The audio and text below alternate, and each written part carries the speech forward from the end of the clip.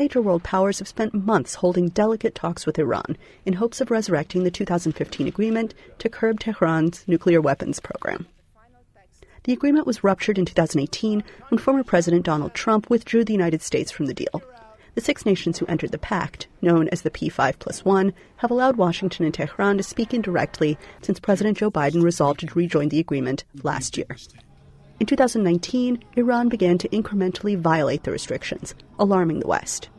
The 8th round of talks ended this month without significant progress, but Biden said he's optimistic. It's not time to give up. There is some progress being made. The P5+1 is on the same page, but it remains to be seen.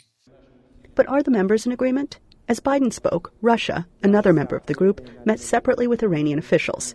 On Wednesday, Russian President Vladimir Putin hosted Iran's president, who appeared to say the 6 parties may not be entirely in lockstep. We are in a unique situation that has created considerable cooperation between the 2 countries against the West's unilateralism and American power. Those who have been watching Iran closely say there may be reason for hope. I think the basis for President Biden's assessment is that analytically, a deal is evident, and that deal would entail Iran coming back into compliance with its obligations under the 2015 nuclear agreement in return for sanctions relief and an extension of the sunset provisions that would have ended the constraints on Iran's uranium enrichment program. So analytically, you can see the structure of a deal. But the question is whether there's political space in Tehran to seal the deal. VOA asked White House Press Secretary Jen Psaki to shed light on why Biden is optimistic. We're in the diplomatic negotiations, and we've been very clear about where we stand on what we would agree to. But again, I don't have anything to read out for you beyond the status of where they are now. Could this escalate?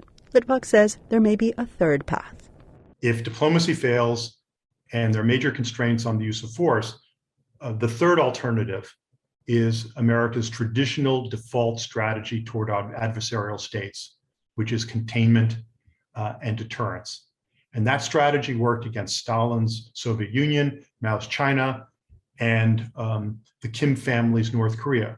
The proponents of the military option, should diplomacy fail, are arguing that Iran's regime is uniquely dangerous and irrational.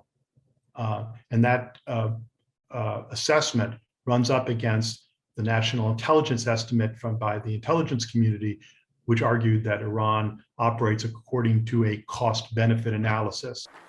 So could a breakthrough happen now after 8 rounds? Maybe.